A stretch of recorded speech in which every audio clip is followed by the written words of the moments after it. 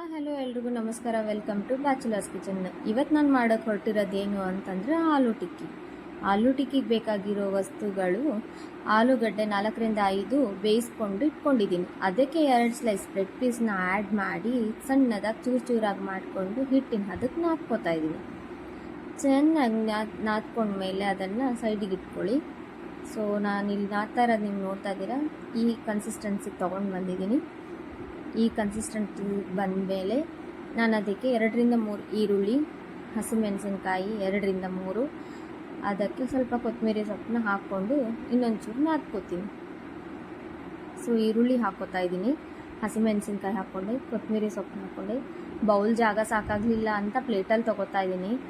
ನೀವು ಮೊದಲೇ ಸ್ವಲ್ಪ ದೊಡ್ಡ ಸೈಜ್ದು ನೋಡಿ ತೊಗೊಂಡ್ಬಿಡಿ. ನನಗೆ ಬೌಲ್ ಚಿಕ್ಕದಾಗುತ್ತೆ ಅಂತ ಅನಿಸಿರಲಿಲ್ಲ, ಸೊ ಹಾಗಾಗಿ ಚೇಂಜ್ ಮಾಡಿಕೊಂಡೆ. ಈಗ ಅದಕ್ಕೆ ನಾನು ಈಗೇನು ಮಾಡ್ತಿದ್ದೀನಿ ಅಂದರೆ 2ರಿಂದ 3 ಸ್ಪೂನ್ನಷ್ಟು ಕಾರ್ನ್ಫ್ಲೋರ್ನ ಆ್ಯಡ್ ಮಾಡ್ಕೋತಾ ಇದ್ದೀನಿ.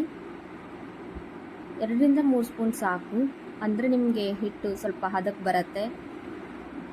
ಸ್ವಲ್ಪ 1/2 ಟೇಬಲ್ ಸ್ಪೂನ್ನಷ್ಟು ಬ್ಲ್ಯಾಕ್ ಪೆಪ್ಪರ್ ಪೌಡ್ರು, ಕರಿಮೆಣಸಿನ ಪೌಡ್ರು, ಕನ್ನಡದಲ್ಲಿ ಕರಿಮೆಣಸಿನ ಪೌಡ್ರ್ ಅಂತಾರೆ. 1/4 ಟೇಬಲ್ ಸ್ಪೂನ್ನಷ್ಟು ಚಿಲ್ಲಿ ಪೌಡ್ರು, ಅಚ್ಚ ಖಾರದ ಪುಡಿನ ತೊಗೋತಾ ಇದ್ದೀನಿ.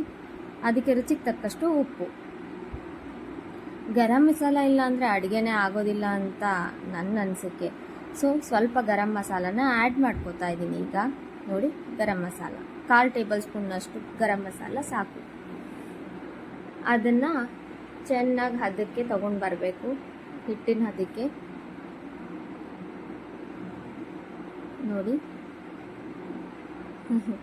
ಸಾರಿ, ನನ್ನ ಗ್ಲೌಸು ಸ್ವಲ್ಪ ನನ್ನ ಕೈಗಿಂತ ದೊಡ್ಡದಿದೆ, ಬಿಚ್ಚಿ ಬಿಚ್ಚಿ ಹೋಗ್ತಾ ಇದೆ. ಸೊ ಈಗ ನಾನು ಅದನ್ನು ಆ ಹದಕ್ಕೆ ತಗೊಂಡು